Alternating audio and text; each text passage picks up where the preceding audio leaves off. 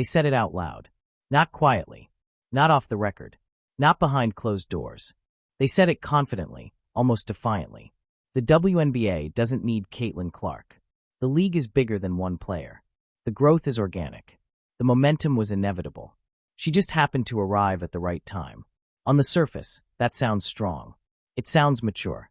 It sounds like a league finally standing on its own feet instead of leaning on a single superstar.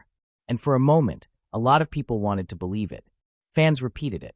Executives nodded along. Commentators framed it as progress. But then something strange happened. Not in a press conference. Not in an interview. Not in a headline. It happened in the schedule. Quietly. Subtly. Almost politely. And if you weren't looking closely, you'd miss it completely. Because while owners were telling the world they didn't need Caitlin Clark, the league itself started acting like it was afraid to test that statement too aggressively. Arena sizes shifted. Dates moved later. Early season momentum was dialed down instead of amplified. And the one team that had proven again and again to be the biggest road draw in the entire league suddenly became the exception. Not the centerpiece. The exception. That's when the story stopped being about basketball and started being about something else entirely. About control. About ego. About messaging. And about how far a league is willing to go to prove it's not dependent on the very thing driving its attention. Because here's the uncomfortable truth no one wants to say directly. If you truly don't need someone, you don't quietly design an experiment to prove it. You just move on. But this season doesn't look like confidence. It looks like caution dressed up as principle. And once you follow the money, the schedule, and the people making the calls, the contradiction becomes impossible to ignore. Because what they said, and what they did, those are two very different stories. And the gap between them is where everything starts to fall apart. The phrase didn't appear once. It wasn't a slip. It wasn't a bad quote taken out of context. It became a theme. Again and again, owners and league-adjacent voices leaned into the same idea. The WNBA's rise was never about one player. Caitlin Clark didn't create the growth. She benefited from it. The league was already on an upward trajectory. Interest was already building. Viewership was already climbing. She was just the face that happened to arrive at the perfect moment. And to be fair, there's a version of that argument that isn't completely wrong. The league has been working for years to build credibility. Players have been pushing for visibility. Media coverage has expanded. Sponsorships have slowly grown. None of that came out of nowhere. So when owners say the product matters more than any individual, it sounds like leadership. It sounds like long-term thinking. It sounds like stability. But listen closely to how the message is delivered. It's not framed as celebration. It's framed as reassurance. Almost like someone saying, "We're fine. Really. We promise." And that's usually a tell. Because truly confident leagues don't spend this much energy reminding everyone they're not dependent on a star. The NBA didn't do this with Jordan. The NFL didn't do this with Mahomes. Even when leagues talk about being bigger than players, they don't structure entire narratives around denying individual gravity. They let the results speak. What makes the WNBA's version different is how defensive it feels. The repetition, the insistence, the way individual recognition suddenly becomes uncomfortable. When Caitlin Clark was named Time Magazine's Athlete of the Year, the pushback wasn't subtle. The message quickly shifted from celebration to redistribution. Why her? Why not the whole league? Why focus on one name? That question alone reveals the tension. Because no one asks it when the star doesn't matter. This is where the messaging starts to fracture. On one hand, owners want to protect the idea that the league's growth is collective, that it's structural, that it's sustainable. On the other hand, they are staring directly at a player whose presence warps attendance, ticket pricing, merchandise sales, and media attention in ways the league hasn't seen before.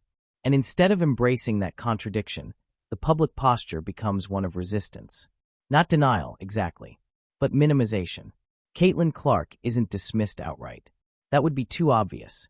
Instead, her impact is diluted, spread thin, folded into a broader story until it almost disappears. She becomes a chapter, not the headline.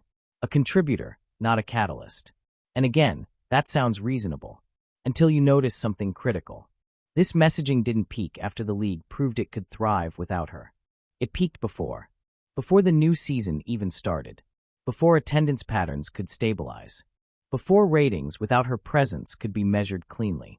before the market could fully answer the question being posed. That's backwards. If you're confident the league doesn't need her, you don't preemptively argue the point. You let the season play out. You let the data land. You let the numbers do the talking. But instead, the narrative arrived early. And early narratives exist for one reason: to shape perception before reality catches up.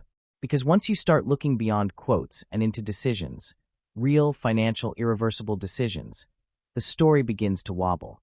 The same owners saying, "We don't need her," are the ones who already know exactly what happens when Indiana comes to town. They've seen the gates. They've seen the overflow. They've seen the sponsor interest spike. They've watched premium seating sell faster than usual. They've heard arena staff talk about crowds that don't look like normal WNBA crowds. They know, which is why the public message matters so much. This isn't about whether Caitlin Clark is good. That debate ended a long time ago. This is about whether acknowledging her full impact would shift power away from institutions and toward the reality of star-driven economics. Because once you admit the league needs her, even temporarily, you lose narrative control. You can't pretend growth is evenly distributed. You can't flatten credit. You can't avoid the uncomfortable truth that one player changed the financial math faster than any committee ever could. And that's the tension sitting underneath every calm, polished statement about not needing one player. It's not about disrespect. It's about control. And the moment control slips, the league has to make a choice.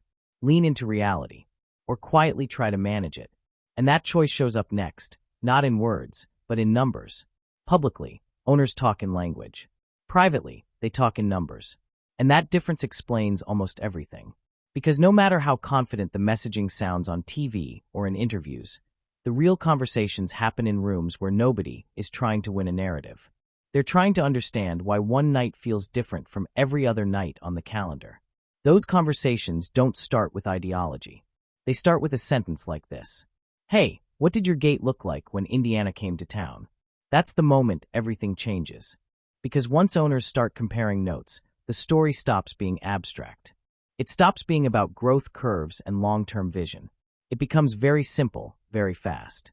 How many tickets did you sell? How quickly did they sell? What happened to premium seats? What did sponsors do? And more importantly, how did that night compare to the rest of your season? This is where the Caitlin Clark debate quietly ends, at least behind closed doors. Owners don't need to be fans to understand outliers. They don't need to love her game. They don't need to agree on messaging. All they need to see is a spreadsheet where one opponent consistently breaks patterns. Indiana Fever Road games did exactly that. Across the league, they weren't just better attended. They weren't just louder. They weren't just more visible. They were different in a way that's impossible to explain away once you've seen it up close. Buildings filled earlier. Secondary market prices jumped. Local media coverage expanded. Merchandise moved in ways teams weren't used to seeing. And this wasn't isolated to one market. It happened in multiple cities, against multiple franchises, under different circumstances. Different days of the week. Different times of the season. Different opponents. The variables stayed the same. Indiana was coming to town. That's why owner-to-owner conversations matter more than any press release. Because once one owner says, "Yeah, that night was huge," and another says, "Same here," the idea that this is coincidence collapses quickly. This isn't theory. This is pattern recognition. And patterns make people uncomfortable when they contradict what they've been saying publicly. Because now you're faced with a problem. Not a basketball problem, a messaging problem. If you openly acknowledge that one player is driving this much demand, you create dependence. You shift leverage. You invite uncomfortable questions about scheduling, promotion, revenue sharing, and visibility. You risk turning a league-wide story into a single-axis narrative. So instead, something more subtle happens. The public language stays philosophical. The private language turns practical. Owners don't argue about whether Caitlin Clark matters. They argue about how much they can scale around her without admitting that she matters that much. And that tension bleeds directly into decision-making. Because once an owner knows that moving a game from a 7,000-seat building to a 20,000-seat NBA arena can double or triple gate revenue, the choice stops being symbolic. It becomes operational. But here's where it gets tricky. Not every owner wants to make that choice early. Early commitments lock you in. They force you to admit expectations. They signal confidence in something you might still be publicly downplaying. And they reduce flexibility if the narrative shifts. So instead of leaning in aggressively, many owners take a quieter approach. Wait and see. See how much demand shows up organically. See if the Fever still pull crowds without constant hype. See if the league can distribute attention elsewhere. And while they're waiting, they keep talking. Quietly. Comparing receipts. Comparing sponsor interest. Comparing premium seat movement. This is why those offhand comments about "look how much we made" matter so much. They're not jokes. They're signals. They're moments where someone realizes that denying reality comes with a price tag. And once you know the price, you can't unknow it. This is also where the "we don't need her" message starts to sound different. Because behind the scenes, no one is actually behaving like that statement is true. They're behaving like it's something that still needs to be tested, managed, and carefully contained. If they truly didn't need her, the decision-making would be bold and simple. Schedules would lean into demand. Arena upgrades would increase, not decrease. Early season momentum would be amplified. Instead, what you see is hesitation. And hesitation is rarely about uncertainty. It's about risk. Risk to narrative. Risk to control. Risk to precedent. Because once you openly acknowledge that Indiana games deserve special treatment, you create a hierarchy. And hierarchies make equal distribution messaging harder to maintain. So owners do what owners always do in moments like this. They talk one way. They plan another. And the place where those plans leave fingerprints isn't in interviews. It's in the schedule. Because schedules are where opinions turn into commitments. And once you start tracking how those commitments change, and who they favor, and who they pull back from, the next layer of this story becomes impossible to ignore. Because if owners were truly convinced the league no longer needed Caitlin Clark, they wouldn't have been so careful about how often they tested that belief. And that's where the numbers start to look strange. This is where the story stops being philosophical and starts becoming measurable. Because opinions can be spun, quotes can be reframed, narratives can be polished. But schedules don't lie quietly, they lie badly. When the WNBA released its updated structure, most fans skimmed it. A few headlines mentioned arena changes. Some talked about growth. Some talked about expansion. Almost nobody noticed the one number that should have stopped everything. Last season, Indiana Fever road games were moved to larger arenas 9 times. 9. That wasn't random. That wasn't symbolic. That was the league responding to something it could no longer ignore. Standard WNBA arenas couldn't handle the demand. Tickets sold too fast. Secondary markets exploded. Smaller buildings capped revenue too early. So teams adjusted. They upgraded venues. They scaled capacity. They leaned into reality. That's what leagues do when demand outpaces infrastructure. Now here's where the math breaks. This season, the total number of WNBA games moved to larger arenas didn't go down. It went up. League-wide, arena moves increased from 15 to 19. More growth. More ambition. More willingness to scale. Except for one team. Indiana Fever road games dropped from 9 arena upgrades to 4. Not slightly down. Not marginally reduced. Cut by more than half. And that's where the story gets uncomfortable. Because if the league was pulling back overall, if everyone was being cautious, this would make sense. But that's not what happened. The league expanded the strategy while quietly shrinking it in the one place it had worked best. Indiana didn't just lose upgrades. Indiana became the only team moving in the opposite direction. That's not logistics. That's a decision. And decisions like that always come from somewhere. What makes this harder to explain away is what Indiana represented just months earlier. They weren't just a strong draw. They were the strongest. By a wide margin. Indiana's road attendance averaged thousands more per game than any other team in the league. Not hype. Not projections. Actual bodies in seats. So when you see the Fever suddenly getting fewer opportunities to scale that demand, while the rest of the league gets more, the explanation has to be stronger than coincidence. This is where fans were told to stop overthinking it. Scheduling is complicated. Arenas aren't always available. Teams are being cautious. All reasonable-sounding excuses. But they fall apart when you look at patterns instead of excuses. Because arena availability didn't suddenly become worse for Indiana games specifically. NBA buildings didn't vanish. Concerts didn't magically target only Fever matchups. If anything, the league had more proof than ever that those games justified the effort. Which raises a simple question no one wanted to ask directly. Why reduce upgrades for the one product that had already proven it could fill bigger buildings? That's not how growth strategies work. If something succeeds, you replicate it. You don't downshift it, unless the success itself creates a problem. And this is where the "we don't need her" messaging starts to echo in the background. Because the fewer Indiana upgrades weren't isolated.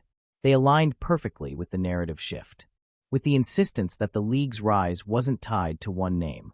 In other words, the league wasn't just managing logistics. It was managing optics. If Indiana continued to dominate large arenas early and often, the story becomes unavoidable. The biggest crowds follow one team. The biggest energy centers around one player. The biggest revenue spikes attached to one storyline. That makes it harder to claim collective growth. So instead of leaning into what worked best, the league leaned into what spread attention more evenly, even if it meant leaving money on the table in the short term. And that's the key detail. This wasn't about inability. It was about restraint. Restraint is never accidental in professional sports. It's strategic. It's intentional. It's about balancing revenue with message. And the moment you realize the league chose restraint over amplification, the arena numbers stop being confusing and start being revealing. Because Indiana didn't stop being a draw.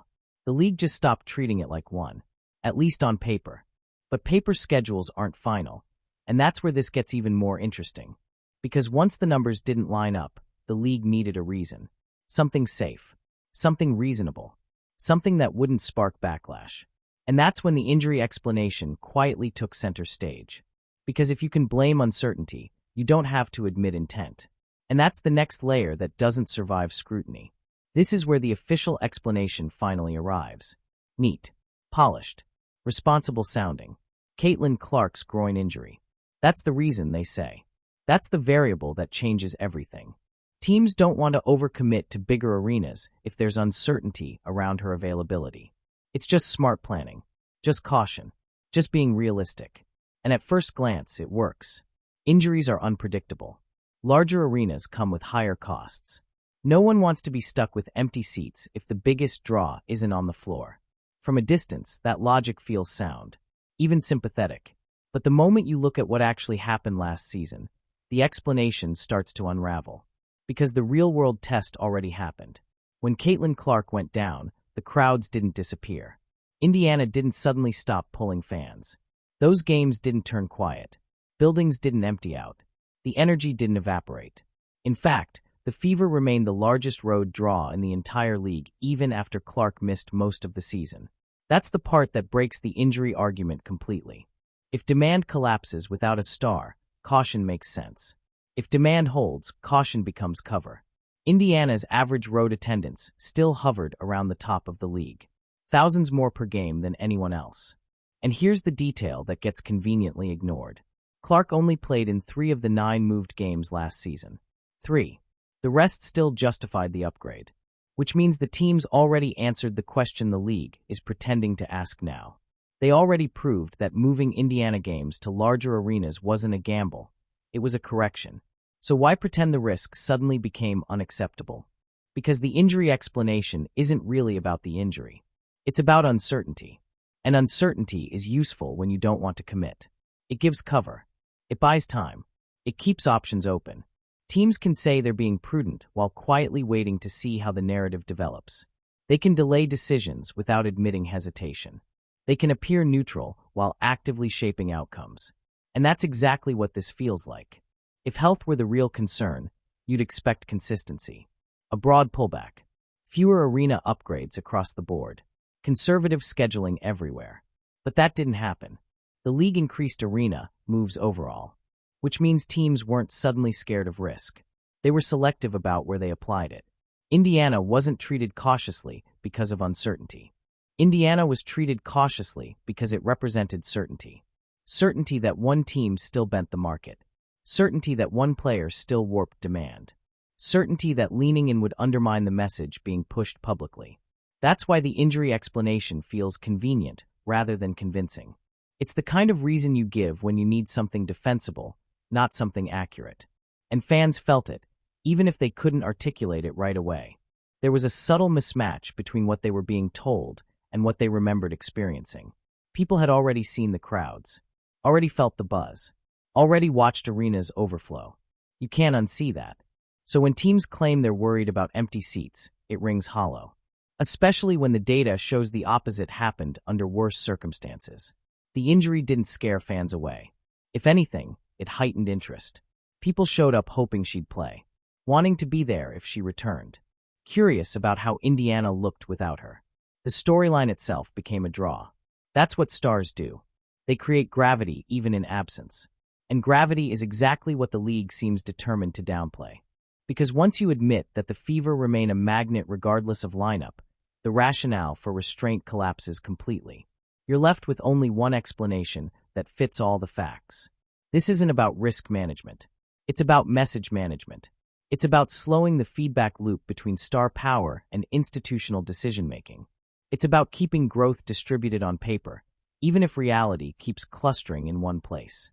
And the people making those choices aren't abstract forces. They have names. They have influence. They have opinions about what the league should look like. Which is why the next layer of this story isn't found in spreadsheets. It's found in who's sitting behind the curtain. Because once you follow the power, the pattern sharpens. Once the injury explanation collapses, attention naturally shifts to something far more uncomfortable. People. Because schedules don't design themselves. Narratives don't reinforce themselves. And restraint doesn't appear without someone choosing it. Behind every league decision is a group of individuals with influence, history, and opinions about what the WNBA should represent, and just as importantly, who should represent it. This is where the story stops being abstract and starts becoming personal. Ownership groups don't just approve budgets and sign checks. They help shape identity. They influence how success is framed, how recognition is distributed, and which stories are amplified versus softened. And in a league that has spent years fighting for collective respect, individual stardom can feel threatening if it shifts the balance too quickly. That tension has been visible for a while now. Not in official memos, not in league statements, but in moments of discomfort when Caitlin Clark's name rises too far, too fast. The reaction to her being named Time Magazine's Athlete of the Year is a perfect example. Instead of universal celebration, the moment sparked pushback. Why focus on one player? Why not the whole league? Why elevate an individual when the product is supposed to be collective? On the surface, that sounds like solidarity. Underneath, it reveals anxiety. Because recognition isn't just symbolic. It has consequences. It reshapes perception. It tells sponsors, networks, and fans where the gravity is. And once gravity settles, it's very hard to redistribute it evenly. This is where pride enters the equation. For some stakeholders, the league's growth is deeply tied to years of work, advocacy, and struggle. Seeing one player become the primary lens through which new fans engage can feel like erasure, even if it isn't intended that way. So the instinct becomes protective, defensive, sometimes dismissive, not toward the player herself, but toward the idea that she could represent something bigger than the system that came before her. And that instinct doesn't stay in conversation. It shows up in influence. Look at the pattern. Atlanta moved an Indiana game to a larger arena last season. This season, none. Washington did the same. One upgrade before. 0 now. Connecticut took a Fever game to TD Garden, the one now forever linked to Clark's injury, and then quietly stepped away from any repeat. These aren't random franchises. These are teams connected to ownership groups and voices that have been most vocal about resisting individual-centric narratives. And while no one is going to publicly admit motive, alignment doesn't require confession. It only requires consistency. Because if logistics were the issue, you'd expect variety. Some teams up, some down. Instead, you see the same names stepping back in unison. The same franchises choosing not to lean into a proven draw. That's not coincidence. That's philosophy translated into action. And this is where the power dynamic matters most. Owners don't need to issue orders for influence to take hold. They shape tone. They set expectations. They normalize certain choices while discouraging others. If the prevailing mood among influential stakeholders is that the league shouldn't appear dependent on one player, decisions will naturally drift in that direction, even when the numbers argue otherwise. Especially early in the season. Early moments define narratives. First impressions harden quickly. If Indiana games dominate big arenas immediately, the story writes itself. So instead, Restraint becomes a way to soften the launch, to delay the inevitable conclusion, to buy time. This isn't sabotage. It's management. Management of perception. Management of credit. Management of who gets to symbolize success. But there's a cost to that kind of management. Because while pride and principle matter emotionally, they don't balance books. And they don't change fan behavior. And they don't convince sponsors who are staring directly at conversion rates and engagement metrics. Which is why Indiana didn't just become another team in this equation. It became something else entirely. A test case. Not officially. Not publicly. But functionally. And once you realize that, the schedule stops looking cautious and starts looking experimental. Because when a league wants to prove something without admitting it's proving it, this is exactly how it behaves. And that brings us to the most revealing part of the entire situation. The Fever weren't being protected. They were being measured. And the way they were positioned tells you everything about what the league was hoping to learn. At some point, the Indiana Fever stopped being treated like just another team on the schedule. They became a variable. Not in any official announcement. Not in any memo fans could see. But in the way decisions quietly clustered around them. Because when a league wants to test a belief without admitting uncertainty, it doesn't make a loud declaration. It creates conditions. It watches outcomes. And it keeps its options open in case the results don't align with the message it wants to sell. That's exactly what happened here. The belief was simple, even if it was never stated this way. The WNBA needed to know whether last season's surge was star-driven or structural. Whether Caitlin Clark created a temporary spike or helped lock in a durable audience that would stay regardless of how prominently she was featured. And if you wanted to test that idea, Indiana was the cleanest data point imaginable. Same team, same market, same storyline. Change the exposure and see what happens. By pulling back early season arena upgrades, the league effectively dialed down the amplifier. Smaller buildings cap demand. They limit spectacle. They compress visibility. And most importantly, they prevent overwhelming visual evidence that one matchup dwarfs the rest. This wasn't about removing Indiana from the spotlight entirely. It was about controlling the brightness. Because if the Fever were allowed to dominate big arenas right out of the gate again, the conversation would be over before it started. Media would fixate. Fans would notice.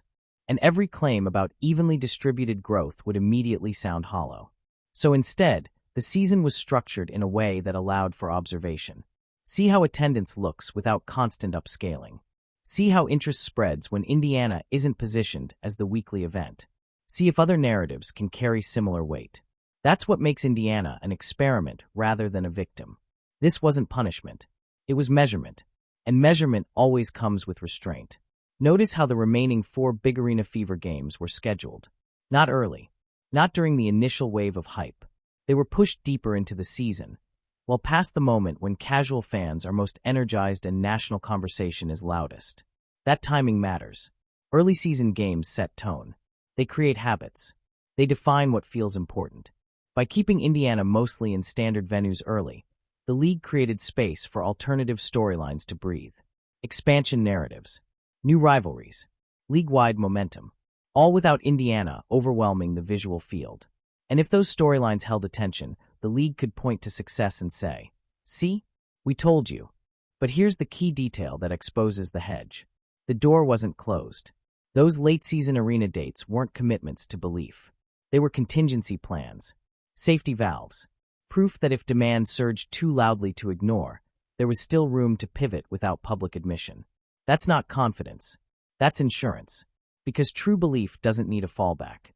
If the league were fully convinced the Fever no longer needed special positioning, those 4 Big Arena games wouldn't exist at all.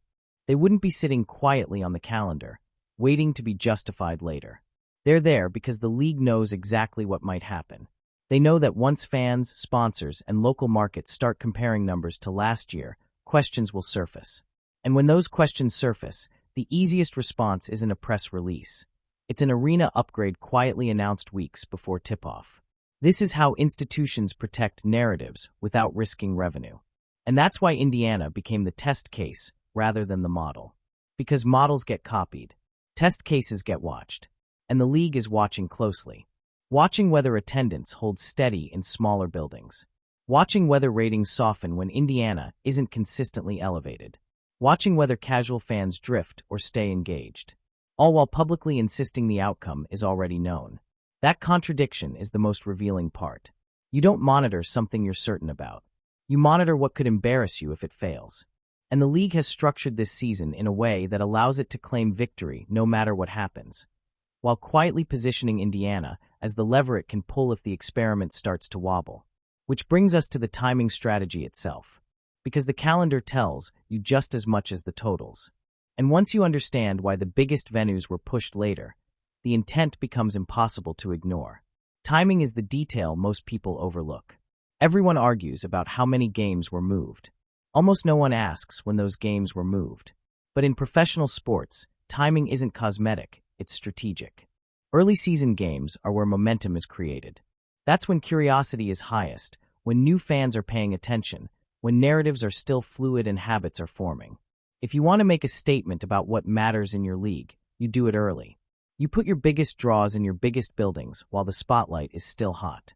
Last season, that's exactly what happened. Indiana's road games were upgraded early and often. The league leaned into the wave. It allowed the fever to become an event before anyone had time to argue about whether that attention was deserved. And once the crowds showed up, the debate ended. This season reads differently. Instead of front-loading Indiana games in large arenas, the upgrades were pushed deeper into the calendar. July, August, late windows. Moments that are easier to adjust, easier to justify, and easier to treat as optional rather than foundational. That wasn't accidental. NBA arenas are premium inventory. They aren't just sitting empty waiting for WNBA dates. They host concerts, tours, shows, and events that lock in guaranteed revenue months in advance. Arena managers don't like uncertainty, and uncertainty was everywhere heading into this season. The collective bargaining agreement still wasn't finalized. Scheduling questions lingered. The exact shape of the season wasn't fully settled. In that environment, flexibility becomes more valuable than commitment. So instead of locking in Indiana games early, many teams chose to keep dates open. Not because they didn't want WNBA games, but because they wanted options. If a major tour comes through, you don't want to have already blocked the building. If a high-revenue event appears, you want room to move. And if the WNBA season shifts even slightly, you don't want to deal with reschedules, refunds, or dead inventory. Pushing Indiana upgrades later solves all of that. Late-season dates are easier to treat as sliding pieces. They can be upgraded if demand explodes, or quietly left alone if the league wants to maintain the appearance of balance. Either way, the decision can be framed as responsive rather than reactive. That's the brilliance of the strategy. It doesn't force a stance. It delays it. And delaying a stance is often the safest move when leadership is divided between ideology and economics. Because here's the truth no one likes to say publicly. Even owners who genuinely believe the league should not revolve around one star still want the option to cash in if reality disagrees with them. Late scheduling preserves that option. Early scheduling removes it. If you put Indiana in a 20,000-seat building in May and it sells out, you've made your point, and you can't walk it back. If you wait until August, you can claim you were simply responding to demand rather than admitting you underestimated it. That's why the timing feels so calculated. It allows the league to test alternative narratives early, to give expansion stories room, to let new rivalries breathe, to see whether fans stick around when Indiana isn't constantly framed as the main event. And if that works, leadership gets the win it wants. They can say the growth is real, the audience is stable, and the product stands on its own. But if it doesn't work, if attendance dips, if buzz fades, if comparisons to last season start looking uncomfortable, the fix is already built in. You don't change the message. You change the building. Late arena upgrades don't require apologies. They don't require explanations. They're framed as business decisions, market responses, or fan accommodations. And suddenly, Indiana games are premium inventory again, without anyone having to admit the experiment didn't go as planned. This is why the calendar matters more than the quotes. Because the calendar reveals caution masquerading as confidence. It reveals a league that wants to believe it has moved beyond star dependence, but isn't willing to risk finding out the hard way. And it also reveals something else. This strategy isn't new. It's been used before. Which is why the next piece of this story isn't speculative at all. It's precedent. Because once you look at how often teams have changed course at the last minute, the current setup stops feeling uncertain and starts feeling rehearsed. If this all sounded theoretical up to now, this is where theory disappears. Because the WNBA has already shown exactly how it behaves when expectations and reality collide. Last season, some of the biggest arena upgrades didn't happen when the schedule was released. They happened after. Quietly. Casually. With barely any fanfare. Atlanta didn't initially plan to move its Indiana matchup. Then March came. Ticket demand became obvious. And suddenly, that game was headed to State Farm Arena. Not because of ideology. Because the numbers made the original plan indefensible. Dallas followed a similar path. The schedule was public. The season felt settled. Then demand hit. And a fever game was shifted into the American Airlines Center. Again, not as a statement, as a correction. Chicago did the same thing. Even after schedules were locked, even after messaging was set, they still found room to move Indiana games into the United Center once it became clear that smaller venues were artificially capping revenue. These weren't mistakes. They were adjustments. And adjustments tell you something important. Teams don't actually believe schedules are final. They treat them as drafts until money forces clarity. That's why the quote from Indiana's side matters so much. When team representatives say they can't speak for what other teams will do, but acknowledge that opponents can still adjust venues before the season begins, that's not filler language. That's an open door. It's the league quietly admitting that everything is still flexible. And flexibility is only useful when you expect pressure. If owners were confident the fever effect had cooled, there would be no need to preserve that flexibility. You lock in your buildings. You commit to the message. You move forward. But instead, teams are watching. They're watching early ticket sales. They're watching sponsor interest. They're watching secondary markets. And they're waiting for the moment when restraint becomes expensive. Because once the gap between last year's receipts and this year's projections becomes visible, principle stops being persuasive. Owners don't need a public narrative shift to justify a pivot. They just need a reason that looks practical. That's why last-minute venue changes are the league's favorite pressure release. They don't require a press conference. They don't trigger debates. They don't force anyone to admit they were wrong. They simply appear. A bigger building suddenly becomes available. A date quietly moves. Capacity doubles. And the message remains intact on the surface. This is why denial is risky. Because when you publicly downplay a star while privately leaving room to capitalize on them, the pivot becomes the loudest truth in the room. Fans notice. Media notices. And even casual observers start asking why the biggest games keep finding their way into the biggest buildings. Silence becomes confirmation. Every late upgrade reinforces what earlier restraint tried to soften. It tells everyone watching that the league knew all along, that it wasn't surprised, that it was just waiting. And this waiting game creates a problem for the very people pushing the "we don't need her" narrative. Because every pivot undermines credibility.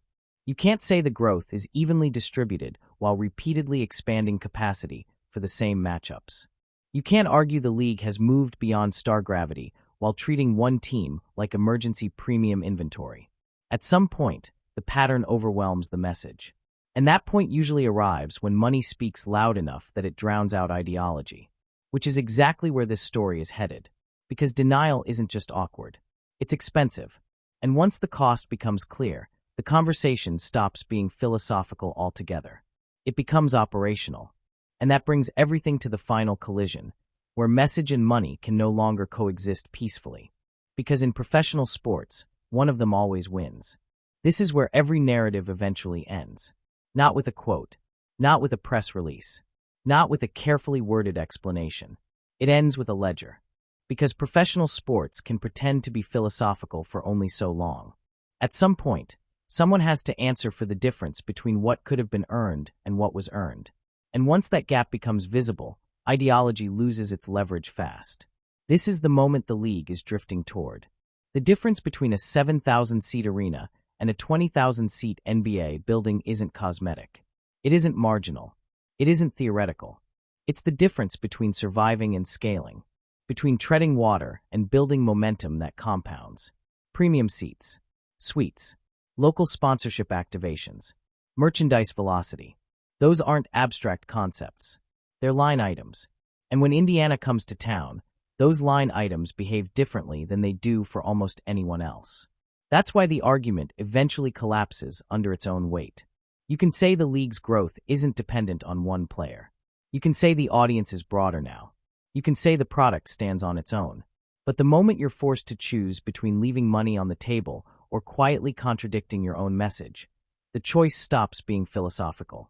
Because no owner wants to explain to investors, partners, or internal stakeholders why they chose optics over revenue.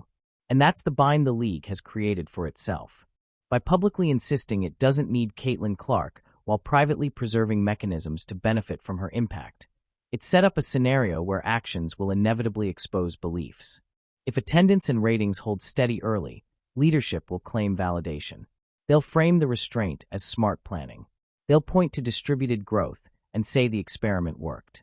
But if those numbers soften, even slightly, the response won't be loud. It will be quiet. Sudden arena availability. Upgraded venues announced weeks before tip-off. Better time slots. More aggressive promotion. The same playbook we've already seen. And that's what makes this moment so revealing. Because the league has built itself an outcome where it can't lose the argument publicly, but it can absolutely lose credibility if the pivots come too fast, too often, or too obviously. Fans aren't blind. They notice patterns.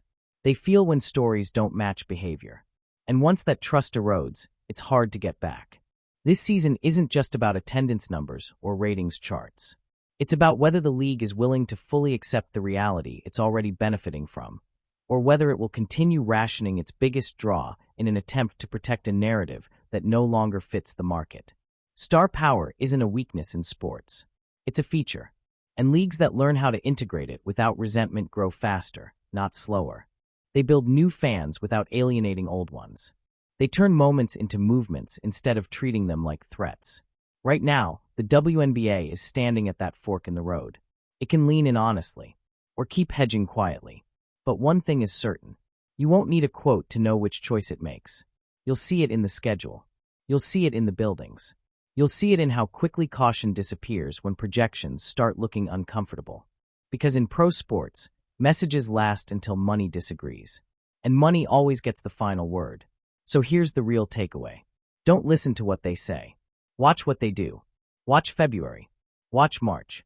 Watch which games suddenly outgrow their arenas. That's where the truth lives. If you want to stay ahead of these shifts before the headlines change tone, make sure you're locked in. Hit subscribe. Drop a comment with where you stand on this. And stick around, because the next wave of moves is coming faster than they want to admit. This season isn't just going to reveal what the league tells you it believes. It's going to reveal what it actually does when the numbers start talking.